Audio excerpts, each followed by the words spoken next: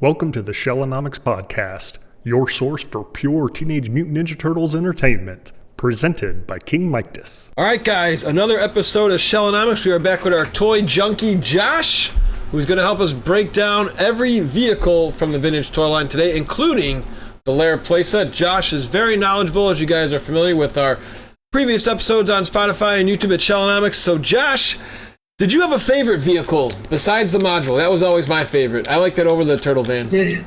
So as a kid, the most play value for me, I didn't have the sewer, but my brother did, my older brother. So I did get to play with it. But for me, it was the turtle party wagon. The fact that door flipped out, and on the box, Raphael's out the side and he's got the bomb getting ready or whatever. So that one got a lot of replay value for me. The Mutant module got tons of replay value. I was lucky enough to have that one too. Then I had Krang's android body, which I'm calling a vehicle, the giant one, because it came in a box like that. I had that one. I believe I got that for my birthday one year from my grandma. And then the rock and roll party bus. So I had that one as a kid, and I thought that was cool as shit. But I do remember like the sewer tubes in the bathtub. So a lot of the early vehicles to me got quite a bit of value. So they all hold a lot of nostalgia for me. Oh yeah, for that module, I never had it. I'm excited to talk to you about. I did have it as an adult when we did that huge collection that we talked about in earlier episodes. But my buddy had one, and I just thought it was so cool, dude. I'm like, this is the vehicle I want. I just love that one. We're gonna get into it, guys, later. But just a real quick story is my buddy had some. Oh, this is what parents. Some parents did. We've talked about it before, but he's like, Mike, I can't believe. I was like, what? He's like, I was gonna give you all my toys. And I looked and my mom just threw them all out. Like, what? This is when we were in high school, 2003. It's like, yeah, she wanted to clean up the basement and just let them all go. And now they weren't valuable at that time. Still some, but, not what they are now. But, it just was such a shot to the gut. I could have had a free module with box because my friend, this is one of my friends who is very, not OCD, but they're very clean, which is great because all his toys were clean. The box was, like, glowing and immaculate. And to just hear that go... oh well, but the module is one of the ones I never got rid of out of my collection. So I've got one in the box, two complete, and then one that's almost complete. I've sold a few along the years too. That's one of those vehicles I really like. Yeah, that one's awesome. It's the way the rotor spins as you push it and all that. But I remember the first time I went to somebody's house that had the Technodrome. Ooh, that's mine. I still got the box.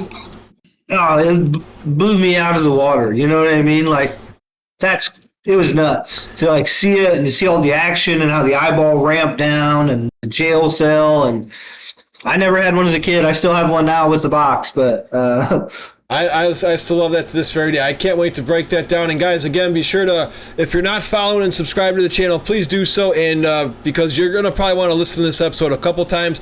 Josh, as we said earlier, is very knowledgeable with these, and he's going to be able to help you break down how to complete these sets, because some of these are a real pain in the ass.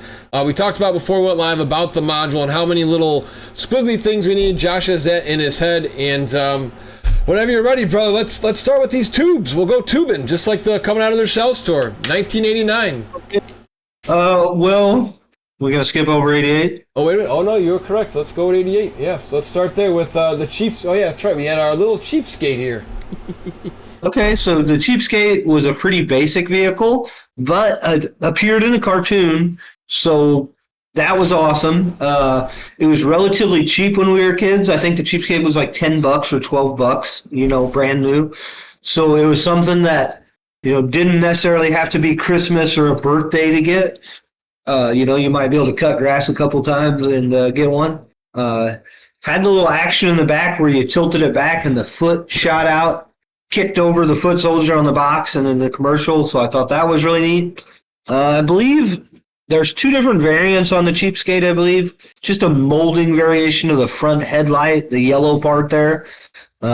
Unfortunately, I don't have any of them available to show you that, but I do believe that's the variation there. Anything else? The artwork on these vehicles was really cool. The box art. The handles constantly get broke. That little orange cable that the Ninja Turtle holds onto, the throttle or whatever.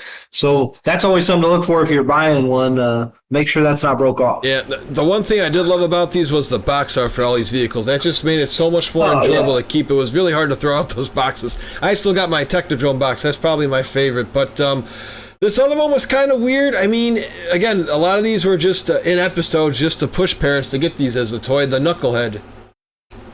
The Knucklehead was, as far as I know, I never saw one in the cartoon. Maybe I'm wrong. It was. Maybe it was. It was in there for 3 seconds because it was in the episode. If you ever go back to season 2, Shredder has it. He calls it the Knucklehead, named after Rocksteady. It's in there for 5 seconds because Leonardo does something with his swords and it dies. So it was like it literally just like a quick one shot. Well, anyway, terrible vehicle. Yeah, I didn't care about I mean, this one. cool concept, but I think it was kind of based on I think there was like a He-Man something maybe that did something similar. It doesn't matter. To most kids, this was kind of a junk vehicle, and then there was like a string attached to it. So I think for a lot of parents, this thing, a kid would grab a hold of that handle and sling those things, you know what I mean? Yeah. And so most of the time when I found them in the wild over the years, not buying a nice one on eBay or anything, they're generally broken. So yeah. So all these vehicles, just to get this out of the way, 88 through, I believe we came to the conclusion that 88 through 90, all these vehicles will have a box variant. They'll be either made in China or made in Macau, just like the soft heads. So I don't want to have to talk about that every time, so we'll just get that out of the way now. Smart. And this thing was meant to have, like you say, the concept was cool. You were supposed to grab a turtle and capture it, but the way the foot soldier was sculpted, it was really difficult to even get in this little seat they had for him in there. You're gonna break him. Yeah, exactly. Now this is one that this is the one I think it was either you or somebody I was talking about in this. This is the Turtle Trooper, which I thought was cool because as a kid you see these commercials, and there was I think there was also like a Trooper Don. It was like a white Donatello. I always think of this vehicle. I guess you can call. Yeah, there you go. Yeah, so I would use this Trooper. Yeah, I'd chuck it off my parents' deck or a window, and it wouldn't last. It would just plop right down. I mean, I'm glad my Donatello survived. His limbs were still there, and when he fell, crash into the sidewalk. But just another. I don't know. I mean, the parachute design's kind of cool, but again, this is one you could have probably lived without. Yeah, the commercial made it seem like you couldn't live without it, but in reality, there's not much play value there. There's a lot of strings that get tangled, and twisted, and knotted. The parachute's made out of thin plastic, so that it rips where the strings attach constantly. And the actual toy, the actual plastic part of it, is just a flimsy, it's like the plane that the Wright brothers flew at Kitty Hawk. You know what I mean? It's not much. Oh, God. Yeah, exactly. And then another one out, really cool concept here, is the turtle blimp. But again, for some reason, I thought that would hang in the air. So my cousin had this toy, and we were throwing it in his parents' basement, and it's like, this mofo ain't staying in the air. It would just crash all the time. And I have one question for you, too, because you're going to be able to explain how many bombs come with this, how you can keep the air. If there's any way you can share that throughout the years. I know I'm playing rapid fire, Josh, but also, now when you have these vehicles and you define the word complete, do you count the joke books and little things that come with them? And I figure that's a good question for you to answer. Okay, well, I'm going to share something with you. All right, nice. This kind of shows to everybody else my personality. Okay. So when it comes to joke books and vehicles, I'm a little bit obsessed. So this whole binder here, this is all Ninja Turtles paperwork. I love the joke books. I think the jokes are corny. They're dad jokes. Yeah. As a 40-year-old dad, I like it. Something about the paperwork, but I collect anything from sticker sheets to the posters that came with some vehicles, to the joke books, to the sewer maps. So if you're doing a complete vehicle, so this is how I look at it. Okay. If you want to do just a complete vehicle to sit up on your shelf, posed on a shelf, then you don't need the joke books. Okay. But if you're going to be a complete in-box collector, You know what I mean? Yeah. Then my thing is, if it came with a secret sewer map, you probably should have that, you know. So it really depends on whether you're going to be the loose collector or the complete collector. You know, the boxes are awesome. Oh, yeah. At one time, I almost had every vehicle box made. I think there was two that I ended up, no, yeah, two that I never ended up getting. But the art is so cool on the boxes, but they do take up a tremendous amount of space. Like the Technodrome box is huge, the sewer box is huge, Shell Top 4x4, even the module is a pretty big box. Then the different boxes for the blimps, and there's two different blimps, and you take up a ton of space if you want to go every box or if you want to be that kind of collector. Very cool, but a lot of space. And there's a thing that happens when you display a box out in the open where dust gets on it. If you're not keeping up with the cleaning and that dust just kind of piles up and builds up on there, it becomes a problem when you're cleaning them. Yeah, it's we'll probably. I guess if you guys stick around till the end of the video, it became more of a hassle for me than it was like a wow factor. Like constantly having to like do something with the boxes, or like, you know, opening my closet and seeing 10 or 15 Ninja Turtle vehicle boxes up on the shelf kind of threw me off of it. So I do think the box art's amazing. I love what Playmates did with it. The commercials for all these vehicles was the pure selling point. That's why we bought them. So they did a great job. It's a lot, and so I get it. Yeah, well, so a couple things here is, how many bombs does this come with, and is there any again, like you always say, we've been stressing this, I think since day one we've been doing this. If you can, we prefer you buying these complete just because you're going to save a ton of money in the long run. But if you found just a straggling blimp for, I don't know, let's just say $10 at a flea market, it's probably going for more, but just for the sake of argument, you see the blimp and the little handle, but you don't have any bombs. How much do the bombs go for, and how many bombs are there? Okay, so the bombs, this is where people always get mixed up. The bombs are the same design for the blimp and the party wagon, but they say different things. So let me go ahead and pull my stickers, go to my sticker sheets, and I'll get to exactly what they say, because I can't remember for the life of me. Nice. So here we go. I got blimp number 1. There we go. It's going to give you 4 bombs that are going to be 1 Stinko, 1 Laugh Gas, 1 Sleep Dust, and 1 Itchy Powder. But the thing is, on every blueprint, it shows 6 bombs. And on the box, it shows 6 bombs. But I'm almost positive they only came with 4. I never opened one, so I couldn't tell you that for positive, but that's all the stickers you got, so I believe that's correct. Okay. And another question is, it's similar to a lot of people. Like, I never really wanted to keep mine mint on card because as the years have progressed, it's starting to peel. I just got back from a Comic-Con in Rosemont, and I saw a lot of toys where thank you very much for that visual aid right there. And your mint on cards are peeling a lot from toys in the 80s and 90s. But for this one here, how do you keep air in this blimp, especially after all those years? Any tips for you on how you keep these alive? You don't keep air in the blimp. You just don't. Okay. It's not going to. Like, I've seen people try to glue them shut. You can do that, but you're ruining it. I've seen people buy ones that have leaks and put a little slit in it and fill it with polyfoam, like beanbag chair fill. I've seen people fill them with like pillow fill, the cottony stuff. But if you want to display it, you can blow it up, but just the nature of the beast, the little rubber gasket that they made, that it just doesn't hold air forever, no matter what you do. I've never seen one hold. I've owned quite a few. I've seen them hold for quite a while, but never indefinitely. You know, so it is what it is. Yeah, because that's a tough one. Because you brought up blueprints, I did want to say that these first couple years, 88 and 89, you could get the white blueprint or the blue blueprint, like the paper. Like, here's a blue blimp. Oh, okay. And And then here is just the regular white one that most people see. Yep. And then the joke books, you could get green or white.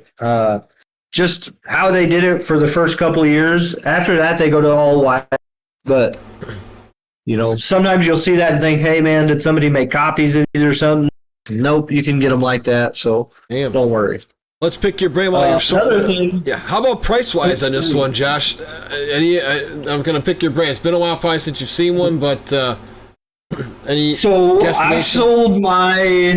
sold one not too long ago, maybe 6 months ago, complete with the box.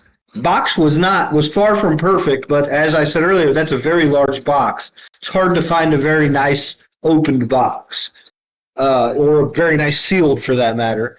So I think it sold for just under $200. Okay. And the blimp held air for a little bit and then would slowly leak down. But when you're talking about leaks and stuff, I just wanted to show Playmates was thinking about that when they sold these.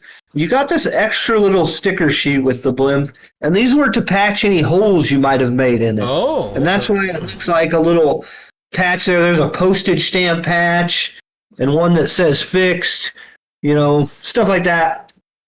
So I thought that was neat when I saw that. Never knew that as a kid, but saw it as an adult and thought it was pretty neat. Yeah, it shows that they care. And now let's get into one of the more iconic, I would say the 4 vehicle play sets that are probably your top 4 is your party wagon, your sewer play set, your Technodrome, and your module. So let's get to one right here in the party wagon, which I like a lot.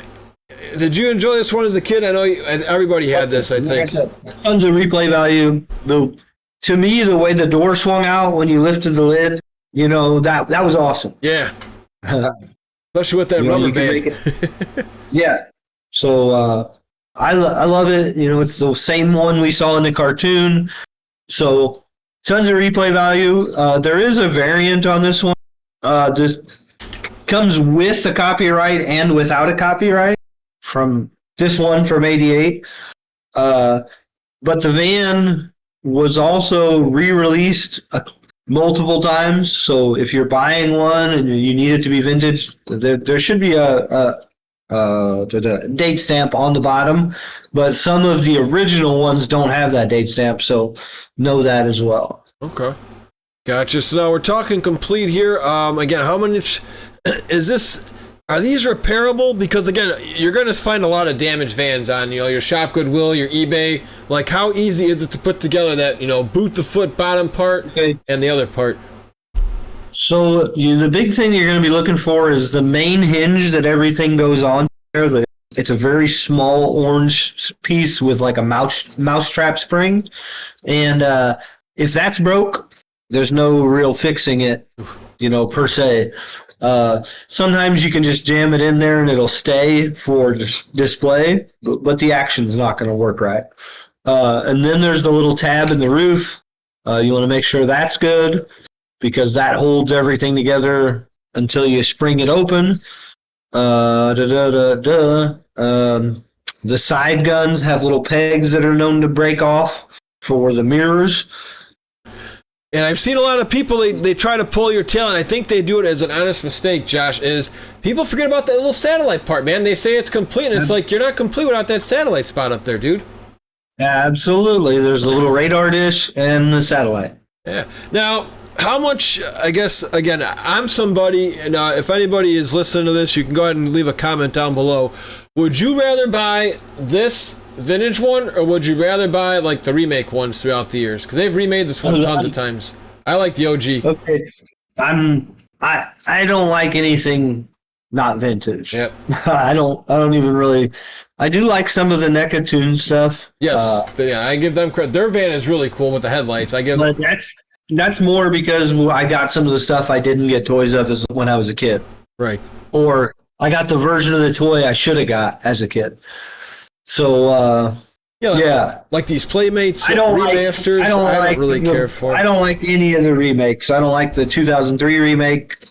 I think that was the Party Wagon got a remake in like 2003. Yeah, was maybe the first one, and I got it. You know what I mean? It was like 25th anniversary or whatever, but I don't know. They made it so similar to the other one that it caused a lot of problems, and a lot of people are going to boo-hoo first world country or first world problem me on this one. But when they remake them like that, when I first started collecting Ninja Turtles, the Turtle Land was worth whatever, $120 in the box.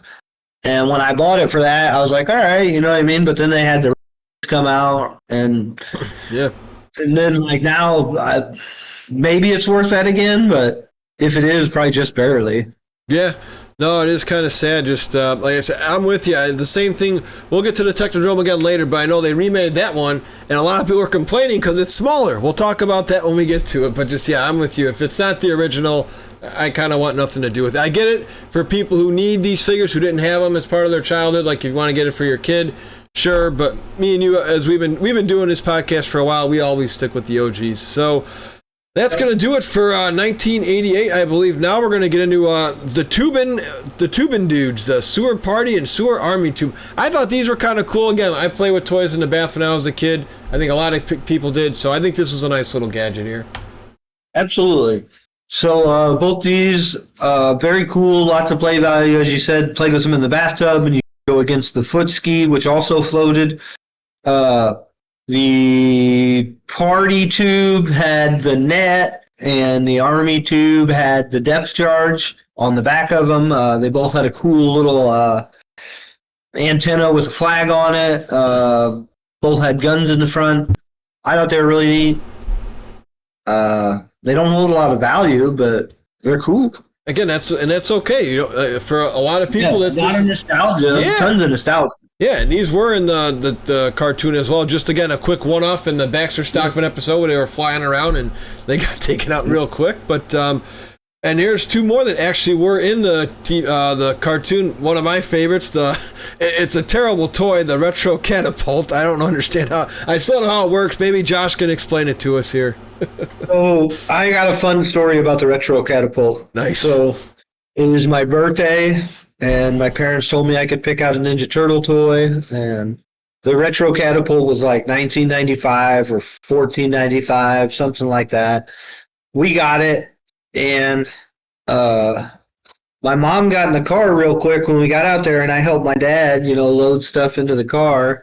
And when I went, I was going to open it on the way home, so I opened it, and the little ooze can of Retro Mutagen ooze isn't in there. And I was devastated. I was like, we got to go back. We got to let somebody at Walmart travesty. And as a kid, like, all these things are running through my mind. As an adult, I realized that my mom didn't want me to have the ooze because I was going to make a mess with it.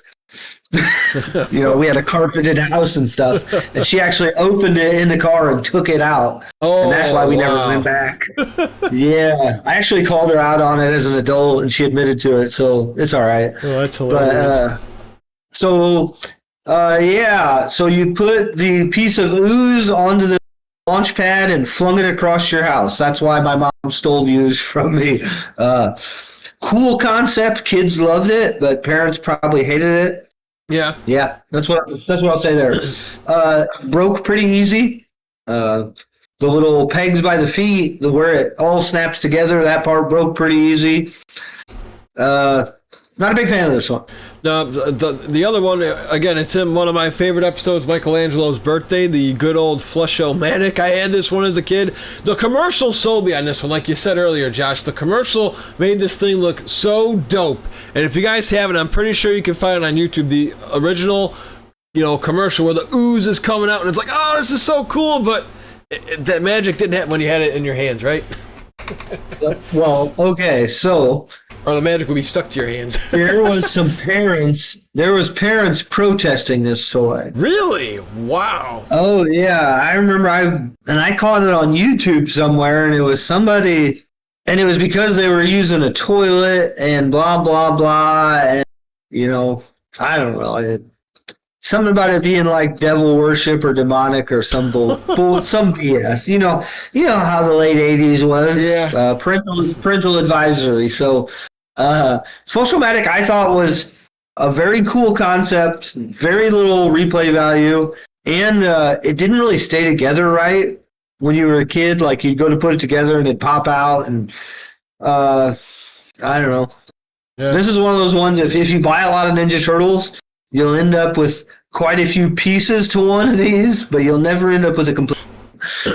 Now, does this one go for expensive just because you have to find that ooze? The ooze? Isn't there ooze that comes with it? Obviously, the little cans of ooze are different. Yeah, if you want a skilled one of them, I'm sure that's a pretty penny. Even empty, one of those is probably $10+. Okay.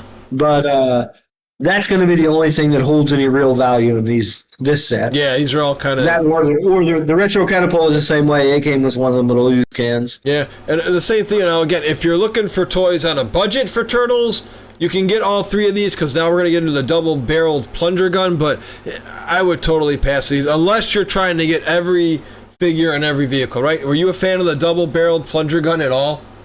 I had it as a kid. Once again, it's one of those vehicles that it was weird to get a turtle into it.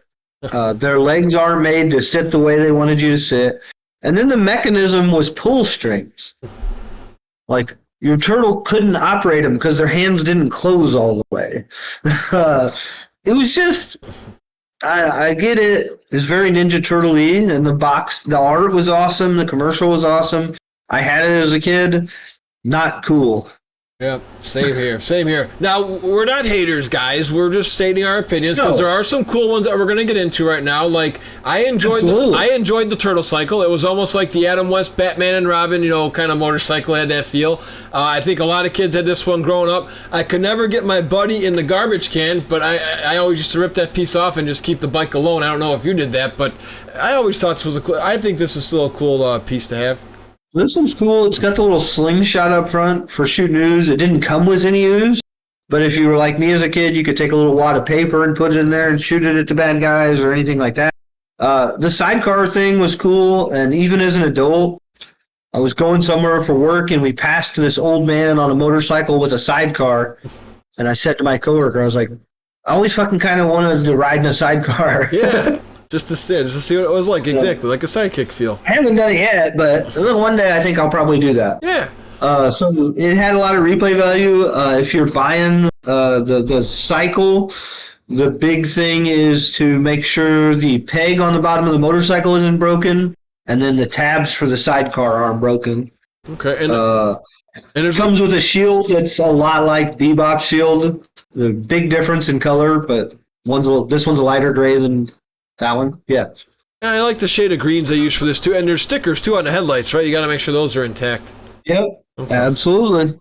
All right. This one we've talked about briefly earlier, but I thought this one was another cool toy again for bathtub lovers. Footski. This one was in the. Did it make an episode appearance in the cartoon? Yeah, it was a quick one. Yeah, it did. It did. And Rat King uses it in Turtles in Time. If you ever played video game, yeah, you ever play it for Super Nintendo. Absolutely. Yeah, absolutely. So I had this one as a kid as well. Floated in the bath. Put my Rocksteady on it plenty of times. Yeah, this was easy for characters to stand on too. Well done by Playmates for this one. This was easy to get. Absolutely, yeah. This one was cool, and like the floating thing was kind of neat too, because it was kind of like a soft rubber bottom. Big part that's always missing on this one is that little harpoon missile in the front, and then the handlebars are always broken on this. Now, do these flags go for a couple bucks? Our good friend John Coleman, we've gone to these toy shows and we'll find these flags and accessory blind boxes for a couple bucks. So these you can still sell for a couple bucks, right? Absolutely. If the flags are nice, I'd say two. But that's the big thing here is since it was a bath toy, a lot of these have crap stickers, or they're just deteriorated or dirty or whatever. Or even if they weren't bath toys, they're 20 whatever years old. Stickers don't age well. So the better stickers you want on any vehicle, the more price you're gonna have to pay. And then you get to the fact that Ninja Turtles, our Playmates, let kids put their own stickers on, which was a terrible idea. Yeah. Yeah. But so if you caught a goofball kid like me, you might get weird stickers. Oh, God. But, the Footski is awesome, but like I said, since it was a bath toy, it's a little more notorious for having that sticker damage. All right, now this one I never could get going as a kid. My buddies had this. This is the good old Pizza Throw. That did have a remake, and again, I still go with the old one, but how many batteries did you need to actually get this one working? Is it 4Ds or 2Ds? I'm not sure. Yeah, I've got a couple out in my shop. I can go out there and look. But so they came with a sticker on the flap where the pizza shoots at that does not shoot at animals or people or something like that. And it's like, how many kids just picked that thing up and used it as a machine gun on their siblings before they had to put that sticker out, you know? Yeah. So I had one as a kid. I thought it was awesome. It had a tendency to not work well, but super cool concept. I think it was well done. Yeah, same here. I thought that was a cool one. The one I also thought... kind of weird to get a turtle to sit on it. Yeah, exactly. That's my biggest complaint with most of these vehicles. Yeah, that's why we brought up the footski was nice and easy as the turtle cycle. But most of these, yeah, you couldn't get these guys to hang in anything. And this one was kind of a cool concept, too. It was kind of hard to get these dudes in here. I did have this one as a kid, the Foot Cruiser, which I think is probably one of the tougher ones to complete because people always forget about the cool eyeball missiles. And while Josh walks away, I always used to want this. I didn't have the neutrinos as a kid, but I would have actually called this the Star Cruiser. I thought this would have been a cool... Whoa! Wait a minute here. That's... is that a Euro one? This is the easiest custom in all of Ninja Turtles. So I don't have all the parts here, but I do have them. You just take apart a Foot Cruiser, and you get some spray paint and some tape, and you get a neutrino star car. There you go. It looks awesome sitting on a shelf. It looks awesome in a display cabinet. You can do a red one and a blue one. Super cool. And like you said, the little parts, the windshield on this is going to be $30. Each of the little antennas is going to be $12. The missile deck setup's going to be $10 or $15. The missiles are going to be $5-6 a piece. And the tires are pretty cool too. I like those tires. I thought that was pretty cool concept. I've never seen a car like that. Yeah, how they flip down and stuff. Yeah. And then the other one that I see people use for a neutrino star car is the Cadillac from Cadillacs and Dinosaurs. Ooh, okay. That's a very niche market there, but cool car, and it is kind of like a star car. Yeah, no, and this is one I would make an exception here, guys. We've been talking about complete. If you can only find one bare bones, I get it. This is a cool one to have on your shelf. I like this one. As long as it's got the steering wheel and stuff. If it's $10 in a bargain bin, go for it. In my opinion, I'd say it's worth $10. Yeah, and then it's really cool. They actually made it for sale recently. It doesn't have a motor in it anymore. Ooh. But they made it for like parades and stuff. It was a centerfold in a Hot Rod magazine. I can't remember which one exactly. But yeah, very cool that they made one. Yeah. We have one. We're going to do another episode, me and Josh down the road. We'll talk about the ooze in that one to keep you guys coming back for some more. But here's one of the other meat and potatoes of this vehicle playset podcast episode we're doing here. The big old sewer playset. I love this one, and feel free to brag about how cool this was. This is obviously one of my favorites. So, as I said, my brother had this one, so I did get to play with it a lot. As a kid, the wow factor to me was the little periscope that you could hook the turtle onto and, like, turn it, you know what I mean? Yeah. And then the telephone poles with the little swingy thing. Yep.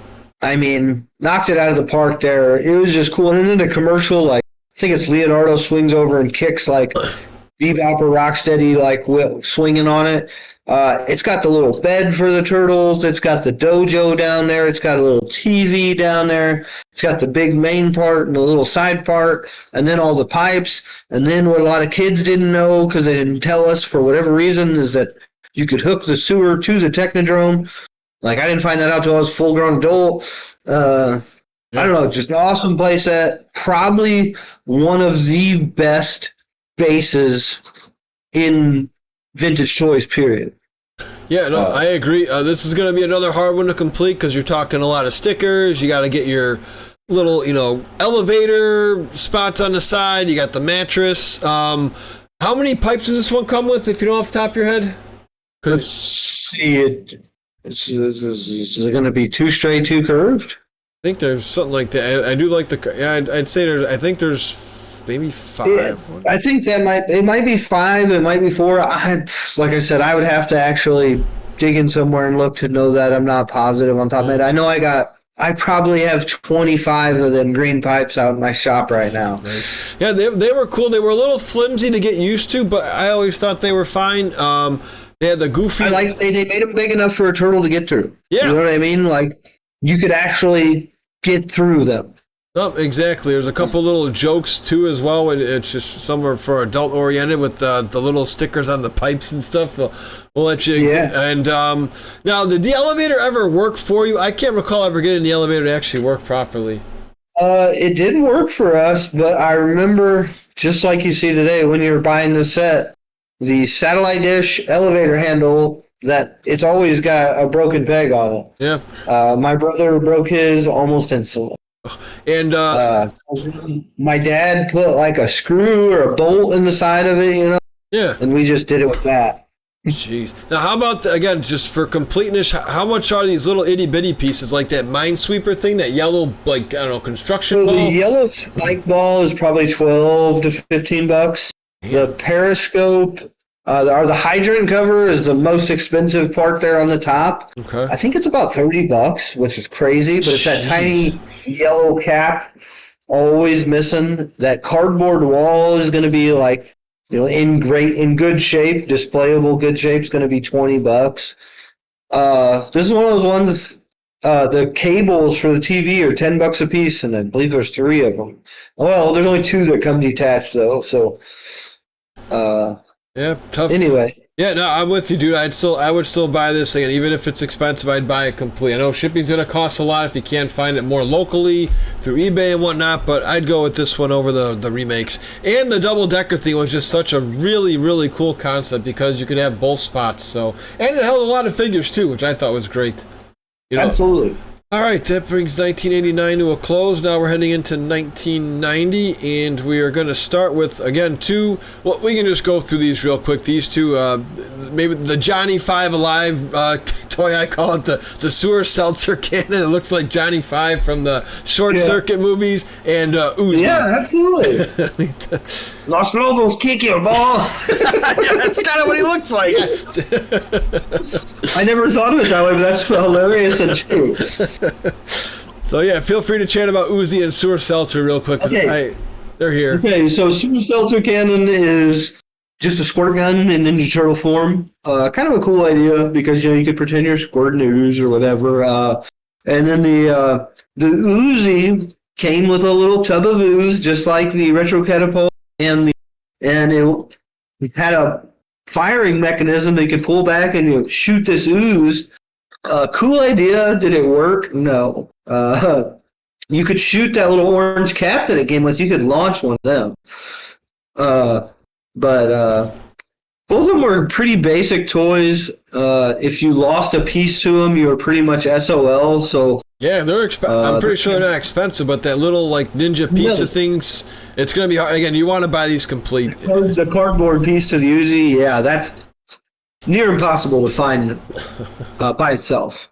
That's kind of what I figured, especially for those little cheapo toys. We got 2 more cheapos here. Again, this is just Turtle Mania. This is before Pokemon. Gotta catch them all. Gotta buy them all pretty much here. We had the Sludgemobile as kids. I didn't really care for that, but it's again, if you weren't a Turtle fan, you would have no idea that these 2 things right here are even Turtle toys. The Toilet Taxi and Sludgemobile. No, the Sludgemobile, if it didn't have like a turtle shell on. That's, yeah, the turtle teeth. Good call. My big knock on the Sludgemobile is that it broke really easy. Yeah. This is probably the most broken vehicle I find. And it like snaps at a point where you can't fix it. And then also it shoots these little snowballs and they're immediately lost. But I think one of the cool things, and I'm going to pull this out because I said the Sludgemobile is one of the only vehicles to come with a band. So those are new in the package Sludgemobile rubber bands there. I that's, you know, was my weird obsession, like I told you. Very, very nice. At least those are 2 little cool things. And then, yeah, anything about the Toilet Taxi? I mean, they remade that one too. I don't know who was buying that, the remake. They had that one. Well, they remade it, and they made it come with a weird Don with like a police helmet. Oh, which that's didn't fun. even make sense. Yeah, it was like, But I own a prototype of the box flat. So the original box art, the flat that they kept in the factory for the toilet taxi.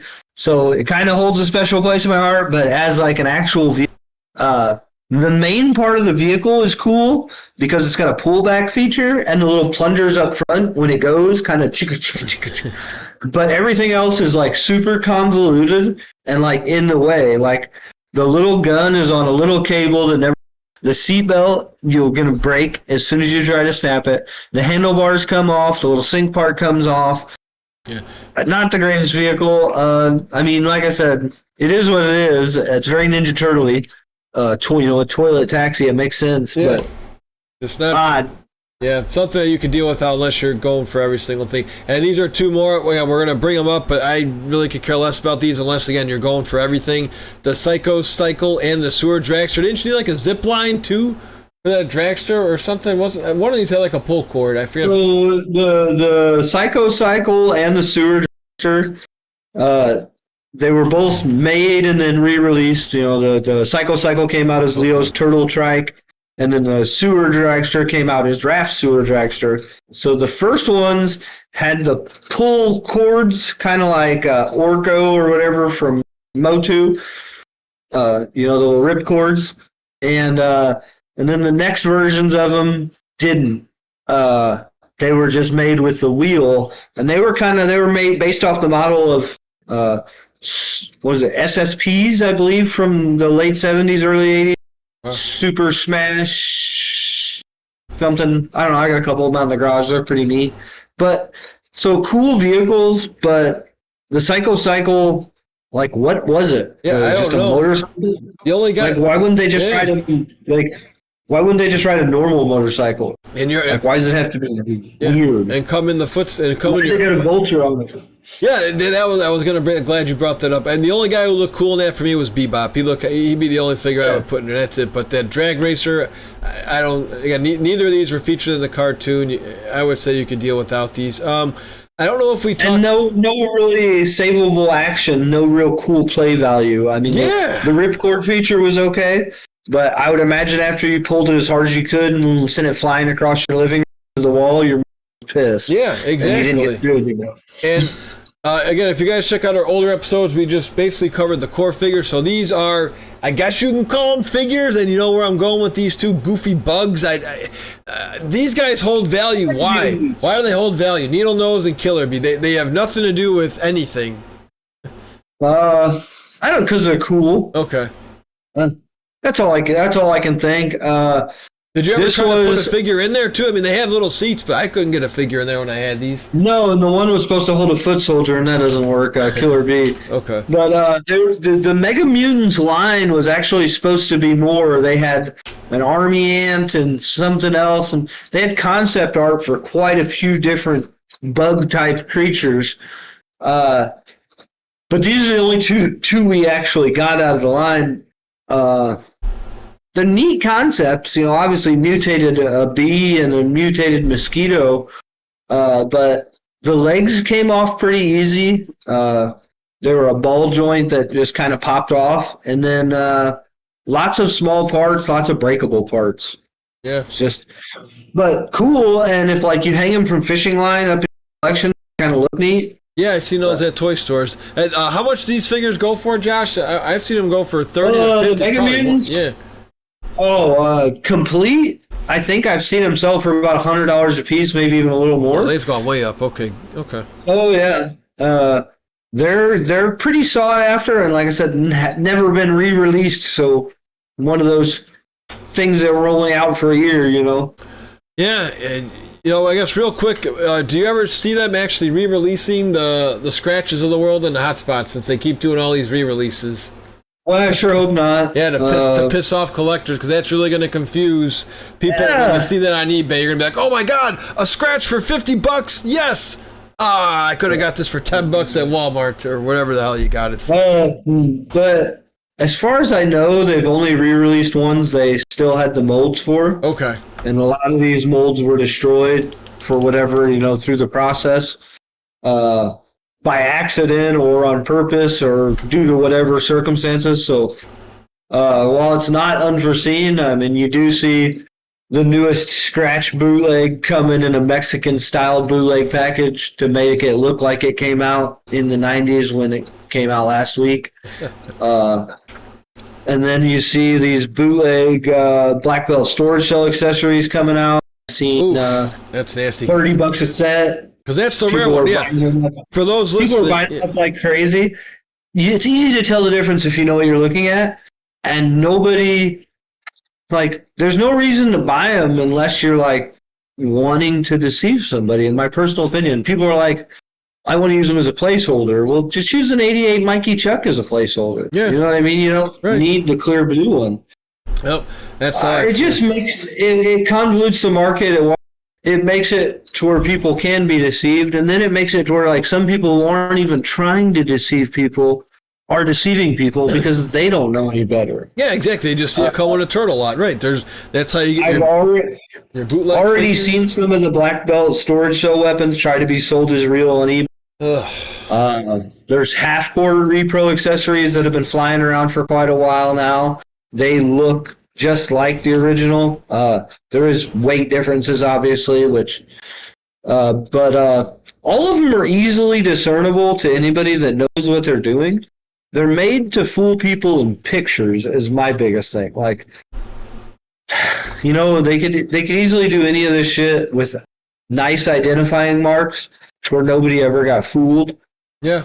And now with this 3D stuff, everybody's doing 3D toys now. They look cool, but yeah, it's another way to be careful on those ones. But getting back to these crazy, wacky-ass vehicles, another one I think you could live without, the Turtle Copter with the punching bag stuff. So the Turtle Copter, tons of parts. Yeah. You're going to get two different box variants here. You're going to get the military box and the original release box. And then on the Turtle Copter, on the wings, there's like a micro fin on the wings. At first, they made it a detachable piece. Later in the run, it's molded into the wing. So, you know, if you're trying to complete it, you got to make sure you know which ones you're looking for and stuff like that. Turtle Copter's kind of goofy. You pulled the trigger and the blade spun, and the thingy, the little punching gloves, which, I don't know.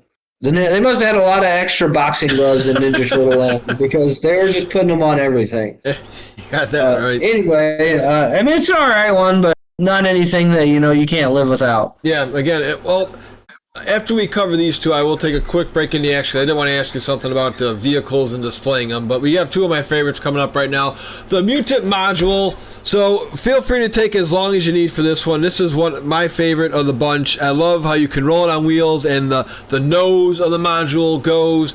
You've got that glass piece. I'm pretty sure you're going to mention it's probably a costly piece because that's probably hard to find nowadays, but feel free to spill your guts on how much you love this toy and just how many pieces you need to actually find this guy complete, because that's a challenge here in 2025. Okay. This is one of those ones where there's repro parts available. Oh, that sucks. They don't do very good with this one. Good. They get the purple wrong, and then they get how it mounts wrong because, you know, it's a divot there in the bottom, and they're not good at their job. You know, they're not as good as Playmates was. So I've seen people buy them. I wouldn't recommend it. So there's 12 little purple drills. 12, okay.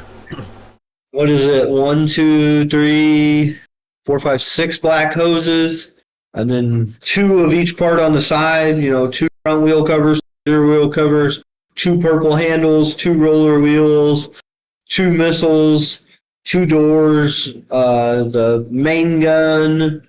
I mean, there's a lot. There's a lot on this one. So like I said, I own 3 of these complete, 1 almost complete, and then 1 box. It's one of my favorite vehicles.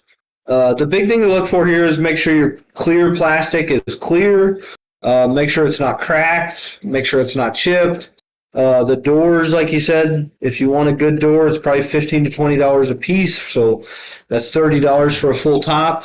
You know, those little purple bits that I said you need 12 of, those are going to cost you $8 to $10 a piece. Each missile's $4, each roller's $4, each wheel cover is probably $3, each hose is probably $8. The orange plastic things on the back are going to be $10 for the small ones and 15 or 20 for the big one. So you could have a lot of money if you start off with just the base shell and want to complete it. The front drill up front, $15 to $20. Jeez. So how much does this guy go for complete now? 150 or I'm 150 to 250 with the box, probably somewhere in that range. But then they didn't re it, as you said, smaller than the original. Yeah. I'm pretty bitched about that. I'm glad. No thanks. Thanks, but no thanks. I'll go find my old one. That's just the kind of collector I am. Absolutely. Like I said, it's a vehicle I always really like. Fit 3 bad guys. You know what I mean? Yeah. I mean, they're sitting nuts to butts in it, but they fit. Yeah, you got that right, my friend. It's one of the best. If you could had to pick one vehicle to own besides the party wagon, this would be it for me. And this is all I would need. And then this one was in the cartoon a ton. Yes, exactly. And it was cool. Yeah. The box art just showed it blasting through the ground. Just cool. I loved it. Yep.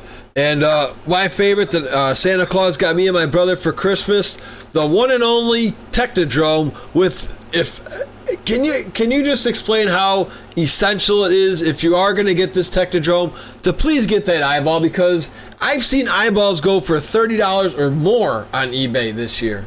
30 to 50, depending on how white you want the eye and how nice you want the paint. Oh, God.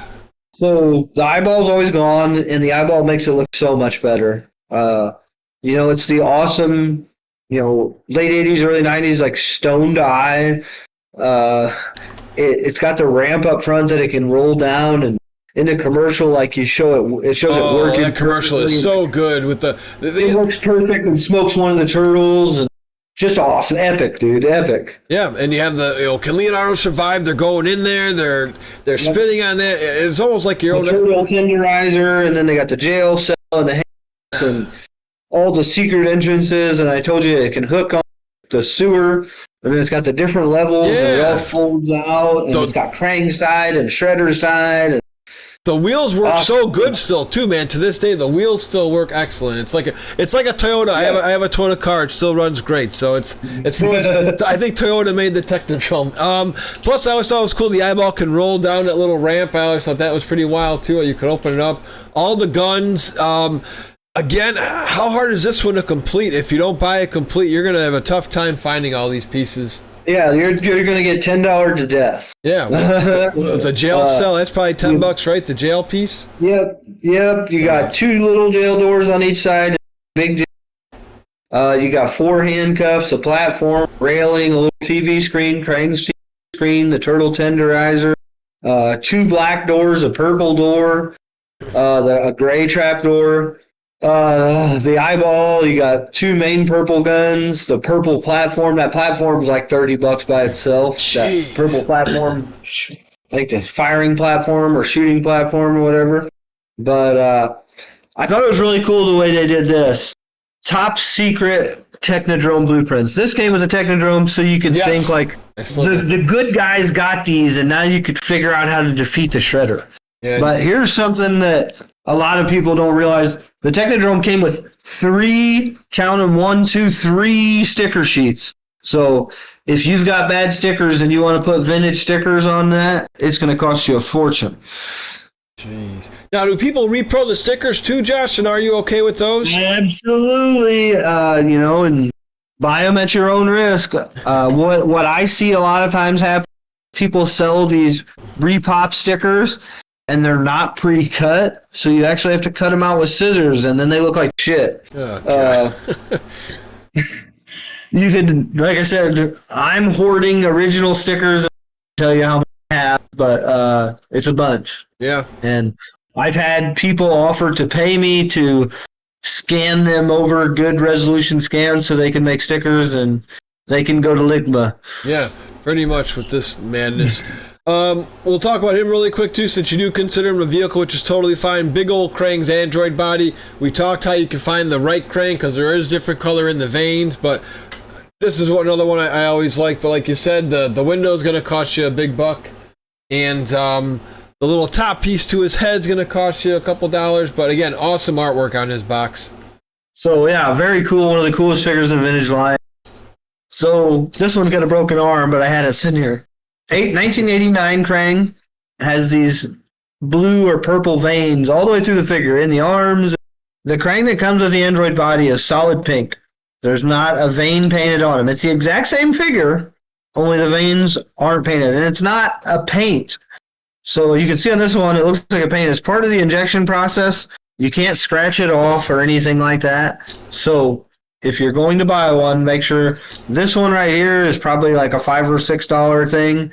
This one here is more like 15 to 20. So, and then as you said, the door and the antenna, very expensive parts. Yeah, even shoulder pads. Yeah, very expensive. And he's still, and it's again, just be careful when you're looking on eBay. You want to try and check for that antenna on the top of his head just to see how much you're willing to spend. Yeah, because that can save you a $10, $20 difference when you're shopping. So. There's a lot of vehicles in 1991 and 92. You brought these stats up earlier. These are like one of the higher grossing years for Turtle Toys. Yeah, so. This is the slap a turtle shell on anything years. Yeah, so we can blaze through some of these unless there's something you want to talk about. Donatello's Line Rider and Mike's Pizza Chopper. Any comments on either of those? Okay, these were they do this every year. They made vehicles. These are the cheaper run vehicles. These are the $10 ones you could. You know, this is something you could get your parents to buy you. Not a birthday, not Christmas, not Easter, whatever. If you were like me as a kid, those were my main toy getting days. You know, anything else was considered bonus for me. I didn't expect it. So Don's telephone line rider is actually a very cool concept. It's got a string that you would stretch out from wall to wall, and then you spin this part here and lay it on the string, and he goes along it. But, I mean, what kid? The string was like 12 inches long, and you don't. Like, man, what were you going to tie it to make it work right? I don't know. Kind of neat, kind of lame at the same time. Mike's Pizza Chopper backpack, I personally think is awesome because it just kind of works. But it also, like I said, just one of them cheap toys that they came out with. Cheap vehicles. Yeah, it's well said, well said. Then we got two other goofy ones, and again, they're called Wacky Action. And right there, when you hear Wacky Action, as we knew both, though, these are probably the worst toys out of the whole bunch. If we had to rank, you know, top tier to whatever, S tier for... Yeah, these are just... I could live without Donnie's Cookie Carnival car. That looks like something you would have when you were a kid and you go in those bumper cars. That's pretty much what it looks like. That's exactly what it is. It's a bumper car. As you move, like the motor bounces or some shit. It's got some hoses that look similar to the module hoses, but they don't come off that one, I don't believe. Yeah, just kind of lame. Doesn't do much. Same thing with this turtle tub boat. Who in the world would want a toy of taking a shower, it looks like? Well, that one at least has value. Really? That's probably that one. Well, because there's some small pieces that are tough to find, and for whatever reason, collectors just seem to like that one more. I never quite understood it. I've been trying to complete one for my cousin for a while, and we're down to one piece. Wow. The sink handles. So it's like a white piece like this long. It's one of those pieces you'd never even know it was Ninja Turtles, so it just got thrown away. And then there's like the little life preserver is like a toilet seat. Yeah. Something, yeah. Goofy shit. Like I said, just slapping turtles on anything, man. Just like this one, where you're I forget what they're called, like those big car monster trucks, pretty much. Why not make a monster truck car? Now, this reminds me of the 4th of July, because it's got the red, white, and blue, this shell-top 4x4 with the crazy cage. That looks like it came out of the American Gladiators' big-ass giant balls that you ran from. This was like a take on, what was that guy's name? So Evel Knievel was the 70s. Remember, like, Super Dave? Was it Super Dave? Yeah. Okay, so that was kind of big at the same time. And I think this was kind of their look on that. They were just kind of throwing Ninja Turtles into, like, the extreme environments. So like the monster trucks, the dirt bikes, and all that stuff. That's kind of why we get all these weird vehicles along here. Yeah. Again, these are just, again, we're going to try to not blaze through them too much, but we'll see how many we can cover in this episode. But anyway, the Shell Top 4x4 doesn't work for me. It's goofy. A lot of these. I'm just going to blaze through them, and then you stop me if you want to talk about any of them, because we're just going to make sure to say we covered them all. Ninja News Cycle, I had that as a kid. I thought it was okay for April, but you can pass. That one's all right. That one works for April because it had like... The camera, right? It definitely worked. It worked. But the camera, the Shredder Mobile... The Shredder Mobile is kind of goofy, for sure. It's kind of expensive. I'd imagine a complete one's over $100. Jeez. This other the wheel covers on that Shredder Mobile break, so make sure those aren't broken when you're buying it. Yeah, another kind of maybe a cool design to somebody, but I could live it out at Raft Sewer Speedboat just because of the turtle face. Yeah, I remember having it as a kid, and this one. Okay, so we had the party tubes and the foot ski that were bass friendly. This one, which you should be, sank. Like, as soon as you put it, and it had metal screws on it. It's like, it's a damn boat. Yeah, this shouldn't be happening here. This one, I think, is okay if you're a fan of the Squirter Turtles. Mike's Cowabunga Surf Buggy, I think that goes nice with those toys. Yeah, it does. And it's well done. It's got a lot of cool design features on it. It's got a little cooler and the little spike balls and the way everything works. The surfboards and whatnot for the bumpers. It's cool. It doesn't really scream Ninja Turtles. Box art's amazing on that one. Yeah. This one is always special to me because this was my first claim sale toy I bought from a good friend who a lot of people know as Sugar Dimples, the Turtle Queen. This was my first claim sale when I started those Rocksteady's Pogo Copter. Yep. Once again, they actually remade this one in 2K3. And they called it the exact same thing, it's just different colors. Huh. It's just a hunk of junk to me. Yeah, exactly. This is when I was starting to collect toys, and she gave me it for a good price. I think it was like $10 when I bought it at the time. This was a long time ago, but yeah, it doesn't really... I sold one complete with the box not too long ago, and I mean, I got something for it, but like I said, it's just a goofy vehicle. It doesn't make much sense. No, it's just, again, slap a turtle on it. You got a little turtle on the back for like, I guess some sort of like a... whatever you call it, some sort of baby wheel. This one's one of the lazier ones of the bunch. Like you always say, let's just rehash this. Leo's Turtle Trike. It looks a little familiar to me, Josh, doesn't it to you, with the vulture up there? The Psycho Cycle, but in hero colors instead of villain colors. So they switched the purple to green. Yep. Same thing. It's expensive. It's expensive. I'll give it that. Wow. People love that thing. I guess it's very hard to find. I guess because the foot soldier head on top does look a little cool, but it was later in the vehicle run, and I don't think many of them were produced. Yeah, same thing with this another dragster, Raft's Turtle Dragster. Pretty much the exact same we talked about earlier.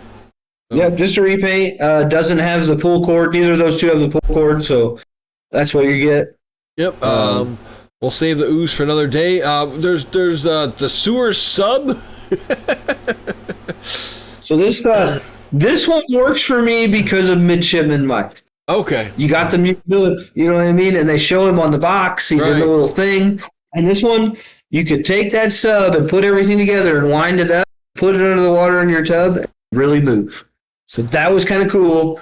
Yeah. Much cooler in the commercial than it was in real life. So yeah, very bulky.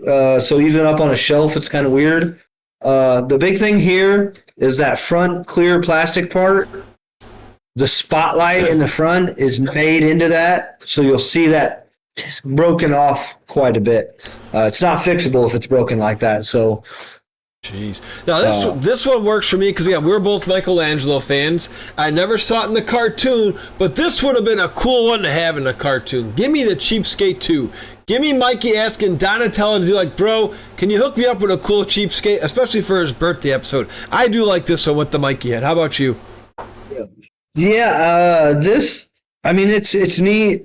It doesn't make a lot of sense, but it works. That's all I can say. Yep. So It's got Mikey's head, but on the handle they gave it Raph's Sai.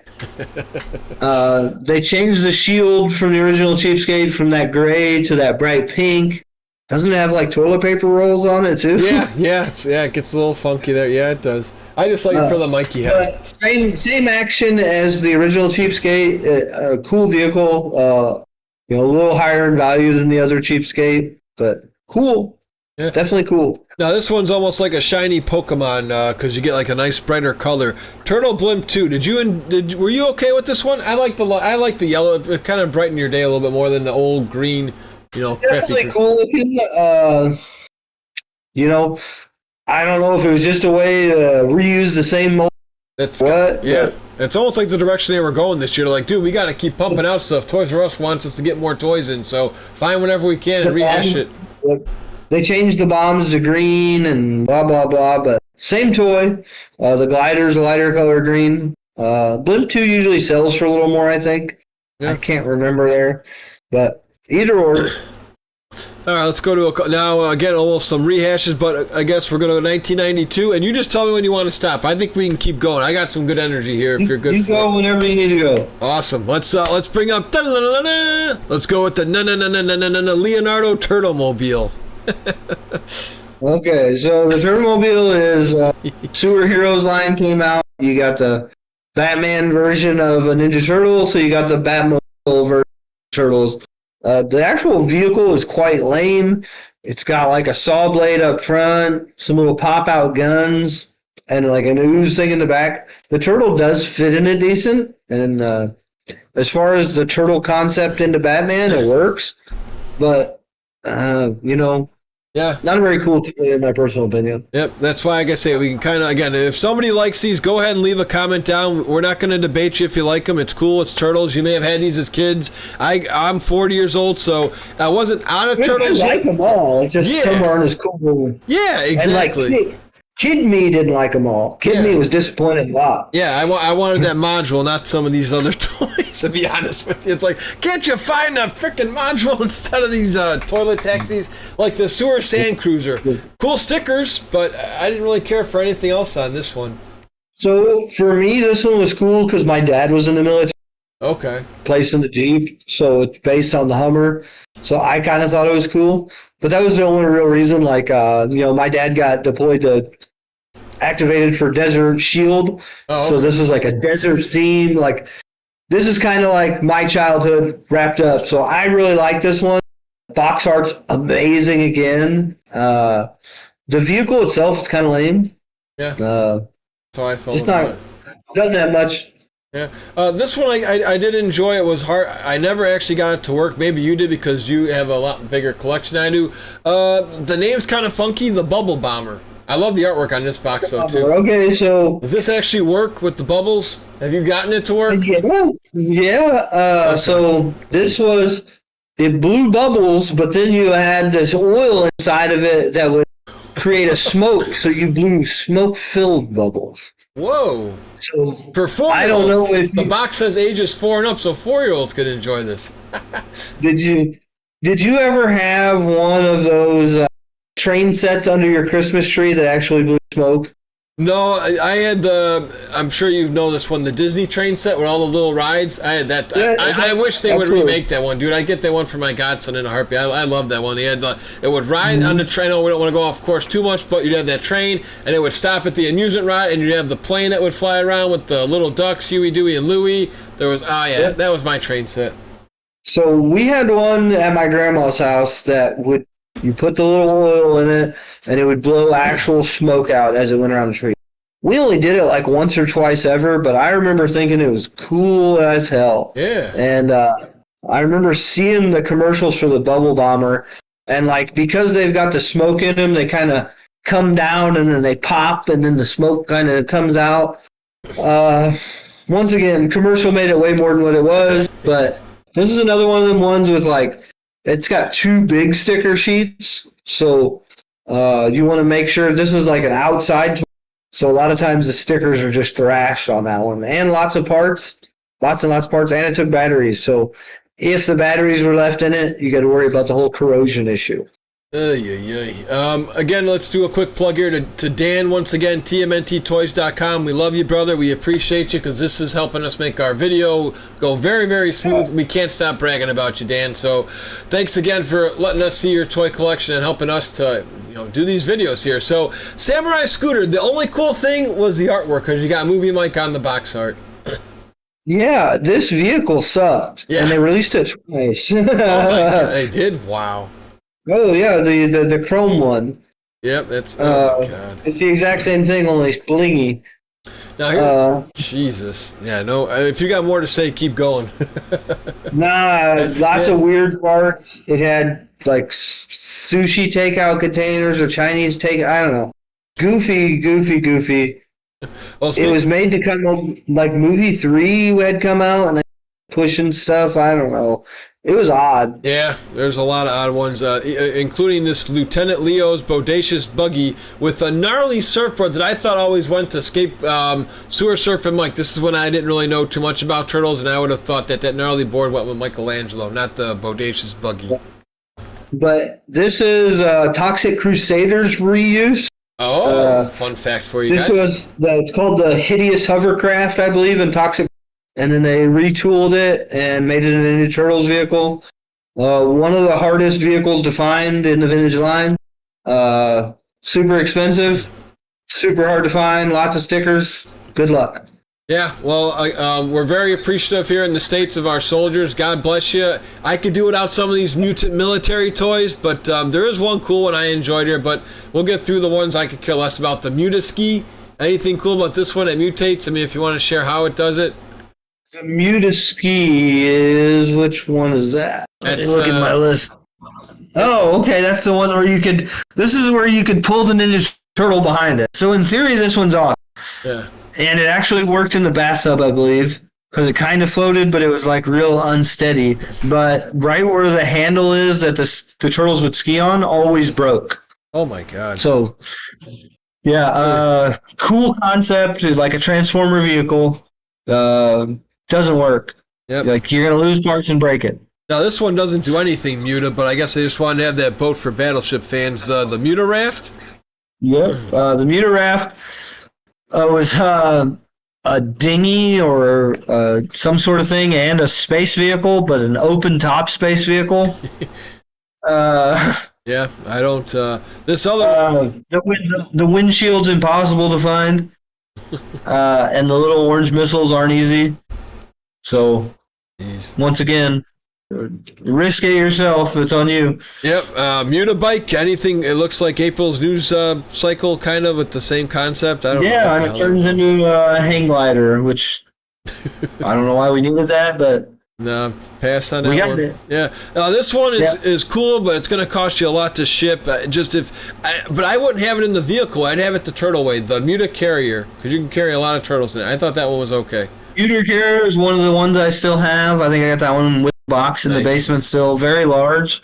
This is one of the only vehicles that got a color variant like the Euros.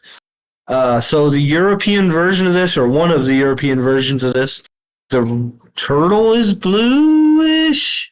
I don't remember exactly, but I believe the turtle is like bluish, and just like the Euro Blues. So there's two different variants of that one.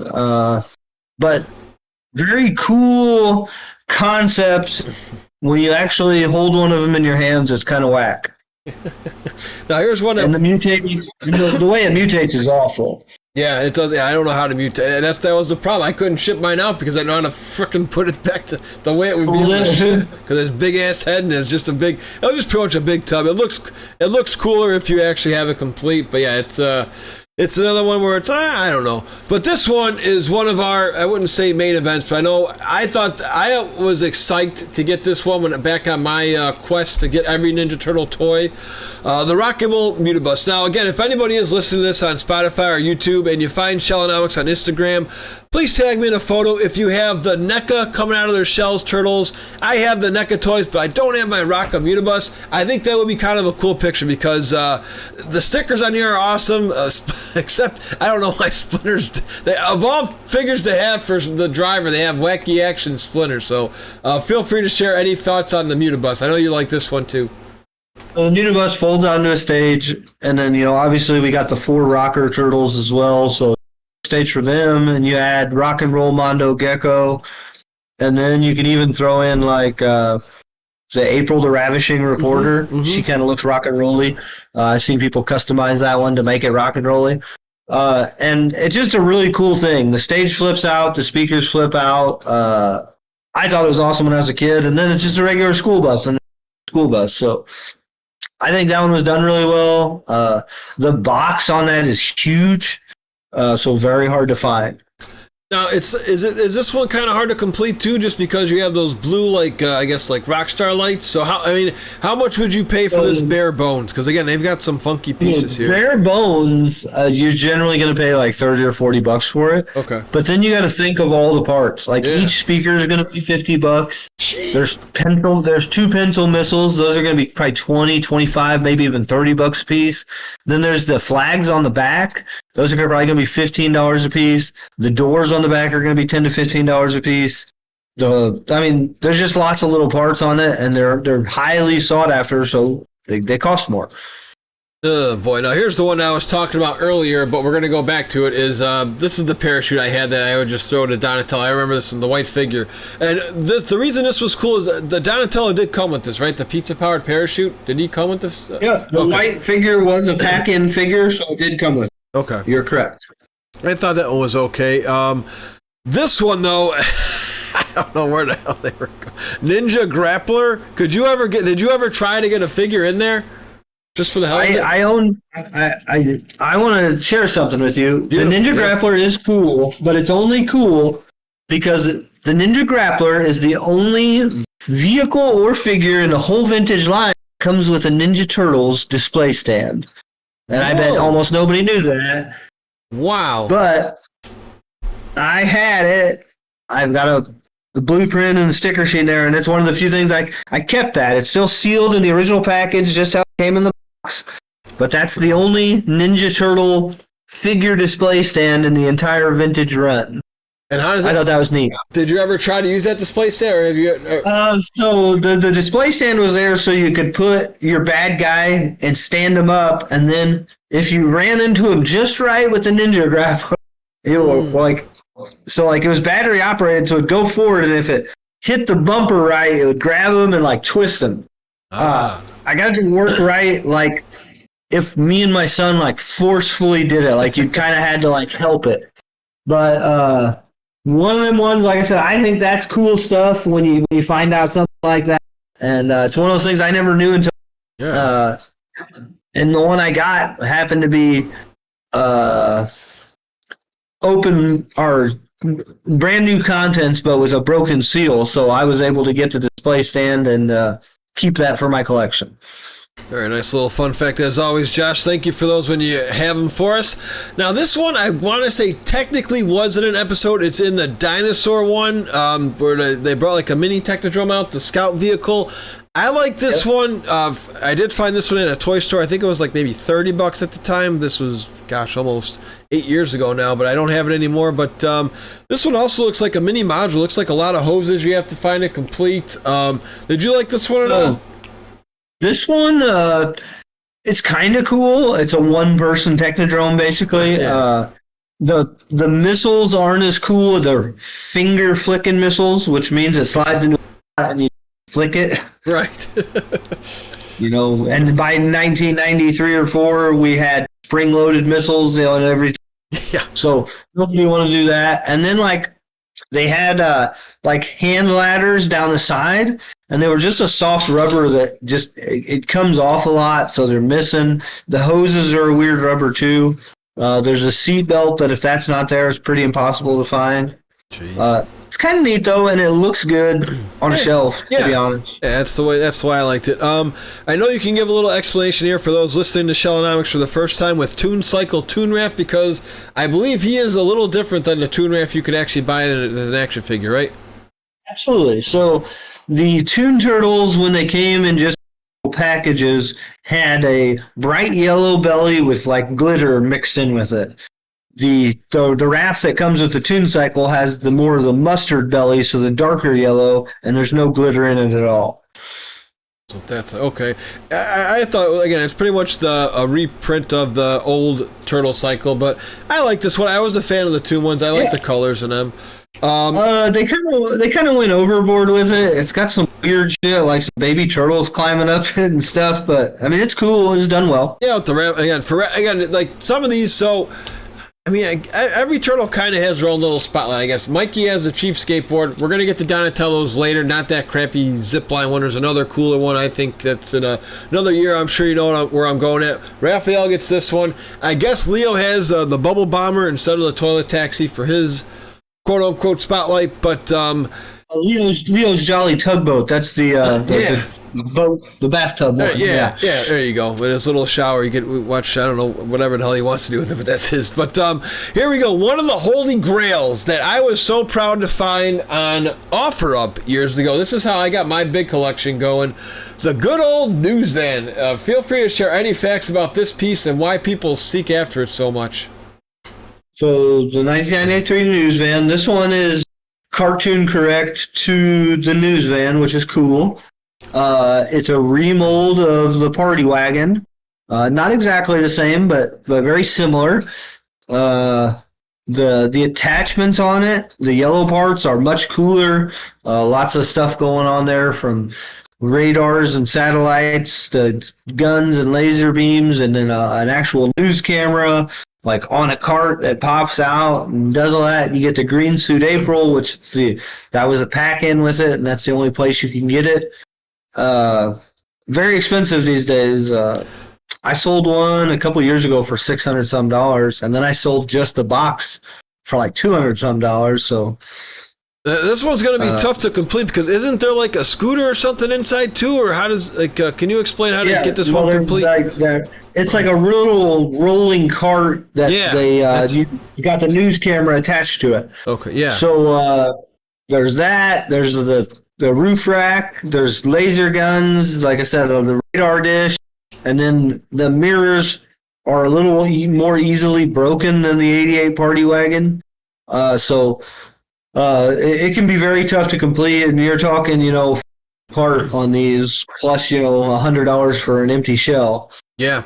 And I wonder why they went with the green April, but I dug it. What's nice too, guys, is if you're looking for a complete April, she doesn't have anything.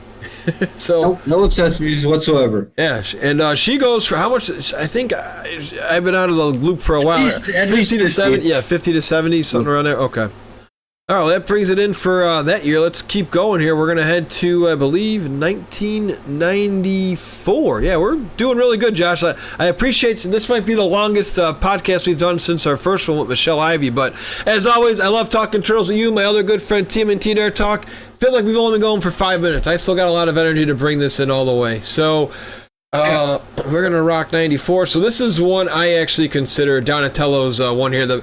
Now, this is a really poor designed vehicle, but if you're a Donatello fan, I think it's okay to have on your shelf. The pizza powered turtle prop. Yeah, it's kind of a different spin on the Turtle Trooper. You basically get a garbage can attached to a parachute, and he's got a fan blowing it, whatever. And I'm sure you remember this. Remember Fan Man? Yeah. Like at the Mike Tyson fights, like the parachute. Like that's what this is kind of a spin-off of. And the Fan Man was a big deal. He did crazy stuff. It was cool. It had its time. But once again, easy to rip, easy to tear, not much real play value, easy to tangle up. Yeah, that's what I figured. And I guess we'll backtrack just for 1 second, because we covered about the figure in a previous episode, but I guess we can still quickly talk about the turtle tractor and how much value does that piece have? Because I know we talked about good old pit stain turtle farmer Mike, but how much value does the turtle tractor have? So Don's is a little more expensive than Mike's. Okay. It was released the next year. So just the accessories, he has like a size and I don't remember what else was on it. Size and something else. And I bet those accessories are $50 a piece. I bet you'd pay over $100 for just this tractor, and probably $60 or $70 for that figure. It's got a corncob pipe in his mouth. It's always broken off. So if you're buying it, make sure you buy it with the pipe. Okay. And then we also had Whip with the Casey Jones hockey mask, which we've talked about before, but again, we can bring it up, the Turtle Pult, which I think is kind of if you're a fan of the third movie, I think it's okay to have this because this was actually in the movie. Yeah, it's all right. Not a lot of replay value because it's not really a cool toy. Right. But, exactly. you did get the Wit figure, which was cool. Yeah, and then you got the two little horses too from this movie. I believe I guess you can kind of consider Missile them. Guard and War Horse. Yeah, Rebel Soldier, the Rebel Horse, and the Evil War Horse. So, just plastic, brittle ass horses. You did get cool figures with them from the movie. Not a lot of replay value. Make sure you have not the reins. Just what are the little thing your feet go in? Stirrups. oh, okay. I didn't know they came with those. Wow. Those come off the horses. Gray for one of them and black for the other. Make sure those are on there.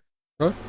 Very good. I believe we talked about we already talked about Farmer Dom. We've done the Transformer-ish turtles, but the biker ones again, just to get the vehicles here. Were you a fan? I didn't really. I'm not a biker dude, so I didn't really care for these too much. But there is a classic bike for Leo, they call it, and road racing Mike with the Cowabunga bike. So you got the crotch rocket and the Harley Davidson, basically. There you go. The Harley Davidson one, the Classic Rocker repaint of Classic Rock and Leo, or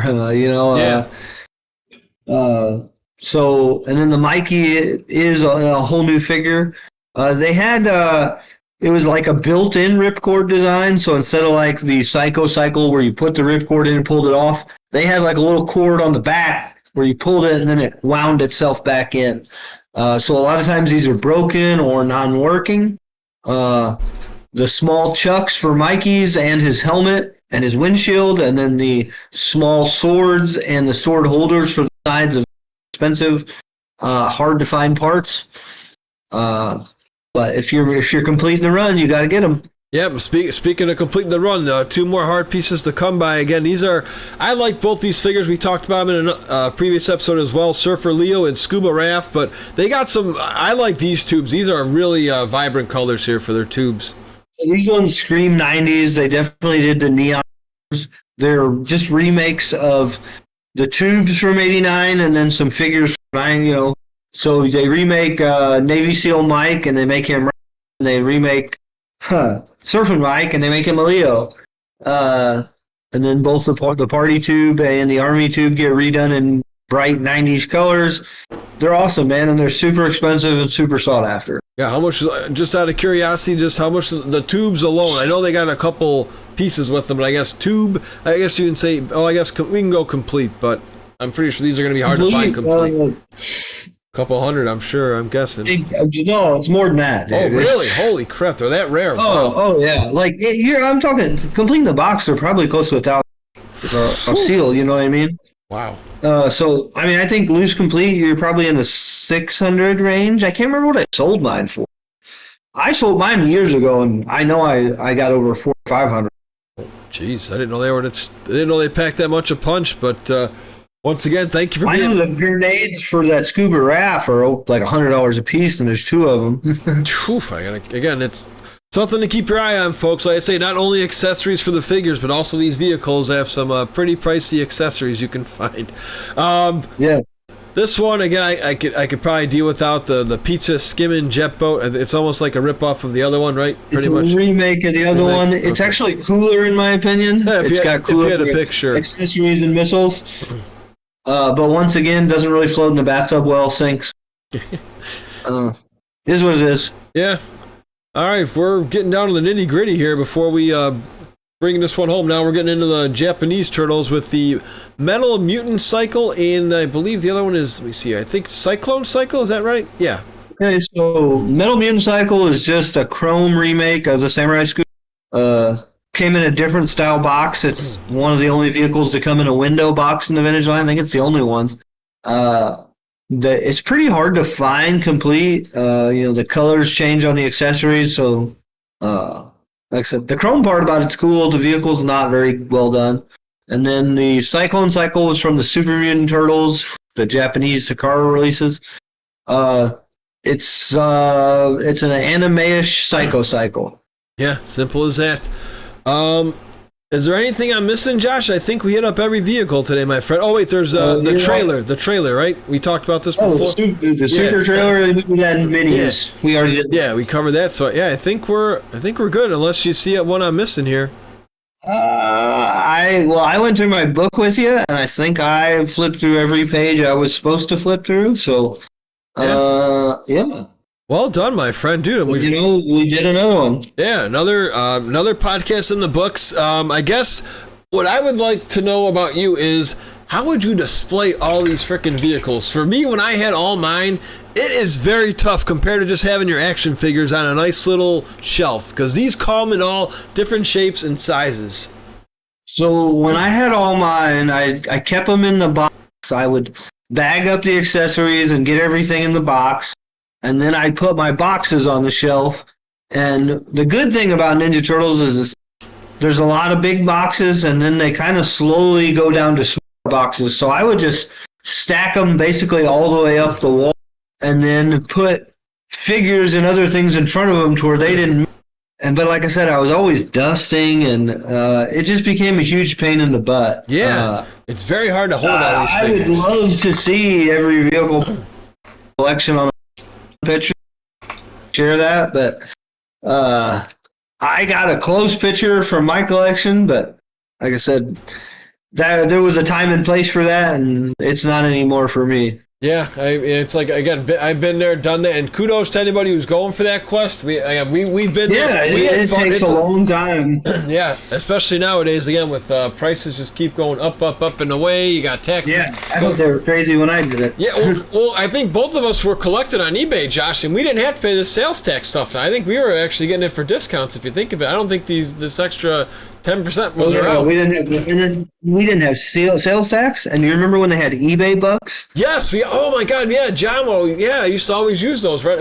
I used to get, it wasn't a lot, but every year I'd get like $100, and it was just free to spend on any turtle I wanted, and I didn't have to explain it to my wife because I wasn't spending money out of our bank account. Yeah, and you got to like, honey, this is going to go away if I don't spend it. So yeah, it's a good point. I forgot about eBay bucks, man. It's simpler times. The good old days, man. Seriously. We didn't get 1099 by eBay. We didn't get sales tax by eBay. Yeah, that too, right? Yeah, when we were selling, it was a nice, like, if you did get it was like something outrageous, like either 200 sales or like 20,000 something odd end dollars compared to nowadays. Yeah, it's crazy. Yeah. Oh, well, Josh, before we bring this home, buddy, anything else you want to say about the vehicles here, man? For me, when I started with vehicles, it was all about nostalgia. So I started with the ones I had as a kid. I think that's probably the best way for people to go, just because there are so many of them. But just like I've said so many times, Playmates box art's awesome, man. It's awesome. They had some really good people in there, so I get why people still collect them. I don't know. Remember. Yeah. Enjoy and remember to collect them all, like I always say, man.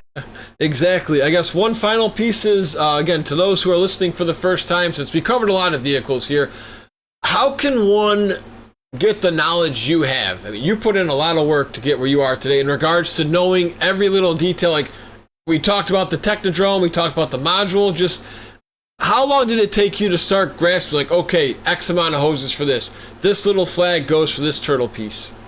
Well, I'll tell you what, for me, it was just hours and hours and hours on eBay and then buying lots and sorting through them. And then, okay, I need this and I don't need this. And now I need to resell this so I can make money to buy this that I don't have. I've got 5 of these or whatever.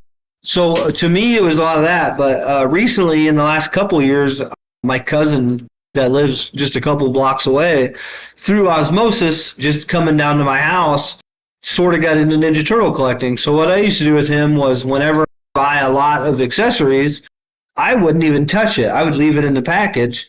And when he came over, we would open it together.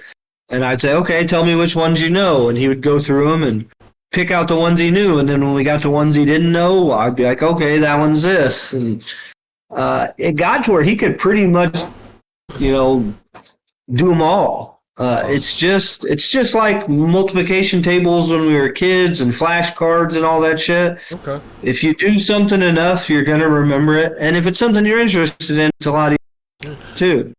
I guess one final question. And I'm weird too. Well, you got to study up. Like I say, it's like if you want to do your homework, man, it's a good point. One we've talked about before, but not with vehicles, Josh, is shipping. This is going to be your nightmare because you're going to see a toy lot on eBay, 99 cents minimum bid, shipping $150 because there's a 10 vehicle lot. So any advice to anybody who's new or beginner or intermediate to eBay, and like, how do you find I guess maybe middle ground for when it comes to shipping for these? Like the Mutacarrier is huge. So absolutely. Any advice so here? My big thing is to know your shipping rates. When you put a price on eBay, make sure it's reasonable. I see people. If I see you have $100 in shipping on almost anything inside the United States, I'm probably not going to buy it because you can mail a huge box for $100 inside the United States. As somebody who shipped a lot, I just most things, probably a Technodrome. It's probably going to cost you $25, $30 to ship that puppy. Yeah. It's just the nature of the beast. You got to be willing to accept that. Yeah. Or go to cons and buy it in person. Pay the extra $150 you pay at cons.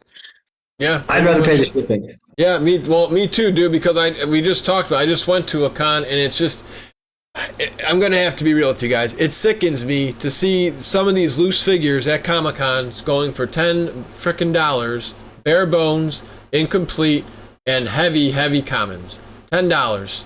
You're paying $50 to get in the door at most of these shows, and then you got these guys who are just like, oh, cool turtles, and it's like it's just sad to see. The thing is it's not even okay. They're paying. Yeah. You're paying $600 for a table, and they have to recoup $600 before they can even get away from breaking even. Plus their travel expenses. I get it, but I'm not paying that. I don't pay more than eBay prices anywhere. Yeah, well, that's the thing. Like, how do you? I mean, again, it's not gonna do anything if you go to that guy and say, "Hey, just so you know, that loose ground chuck you have, bare bones, is going for $8 on eBay." Because then they just say, "Well, buy it on eBay." But people are buying. I guess either people are buying it, Josh, or they're not, and those bins are just getting higher and higher and thicker because nobody's touching them. I can tell you that I have been to, and I won't even say which one because it won't put anybody. I've been to the same toy show 4 years in a row, and there's a seller there that's had the same figures every time I've been there. I never see him selling shit. I have no idea how he's still in business, and he's always overpriced. But, when you see somebody that's got good prices, usually their boots pop them. Yeah. So what I always tell people is remember to make some of the money. You don't have to make all the money. You know what I mean? Like, if you have the best prices, you're going to sell more quantity than anybody else. Yep. Which will make you flip your items faster, which gets your money back into your pockets faster, which gets you able to buy more stuff for your collection faster. Agreed, and I can just even talk about it right now. My brother and I used to play this wrestling card game, Raw Deal. We've been selling a lot in the last few weeks. I've networked with a friend from a group on Facebook, and me and you, I think, are both the same when it comes to selling. I'd love to get a relationship with a buy-sell type thing because I'm happy to give it to a collector or somebody who's going to enjoy these. I don't need to make $1 billion on them. You know what I mean? It's like, yeah, I want to make a couple bucks, Well, if I've got somebody that's willing to give me $40 right now, yeah, I would rather just sell it for that than risk sitting on it for 3 more weeks to maybe get 60 out of it. Like, yep. $20 is, say that's an hour's pay. Yeah. You had to wait 3 weeks to get it. Yeah. So you gotta. I don't know. I was always more of a. When I was doing my peak on eBay, I had the same 15 people buying for me, twice a month. They'd buy 10 figures for me. They say, hey, combined shipping on these, no big deal. You know what I mean? Or I'd have people say, hey, can you build a box for me? Hey, I'm going to buy some stuff from you now, and when you sell some stuff next week, I'm going to buy some stuff from you. And then when you sell some stuff the week after that, I'm going to buy stuff. and when we get up to a $50 box, we'll ship it. And I did that a lot too. Oh, that's a good way to go. It's always better for me personally that the quicker you can move something, and I'm sure any business, the quicker you can move it, the better it's going to be for you. Yeah. Like I said, you don't always have to make all the money. No. There's a lot of resellers out there that they want every penny at every toy they got. And those are the people you see in the Facebook groups that never sell shit. Yep, and they just do bump, bump, bump. Because they don't, and it's funny because some people will comment on there. Like, I never comment on those, but you see someone's like, hey, are you sure you're like, this is why your product's not moving, pal? Well, it's capitalism. There's got to be somebody willing to pay it. And Yeah. You see a lot of those people. A lot of those people have got 3 bumps on their post, but 0 comments. Yep, and you wonder why. Well, and the thing too, Josh, like we didn't even talk about is just word of mouth thing. Because at least for me, when I was into trading cards and sports cards, dude, you got to come over to this guy's booth. This guy's giving you great prices and easy to work with. So you get more sales that way too, because then the word of mouth bumps you up. Absolutely. But all right, that's it, my dude. Josh, before we let you go, my friend, where can people find you if they want to ever talk turtle toys? Josh Melchert on Facebook, Josh Melchert's Vintage Guide to, or Visual Guide to Vintage TMNT on Facebook. I'm about to start that page up again. It's been down for a while just because I got busy with life. But I will get back to posting on probably before winter starts, and we'll get that a little more updated too. John Coleman, his new variant book, just finished its pre-order. That'll be coming out soon. Pixel Dan's Ninja Turtle book comes out soon. The pre-order just got done for that. Those two are fantastic people. Check out their books and support those people if you're out there, guys. John Coleman's book, I looked over it. It's the most in-depth variant guide you're ever going to find for Ninja Turtles. I'm not saying that he got everything, but he did as good a job as you can do. But nice. other than that, like I said, enjoy and remember to collect them all, man.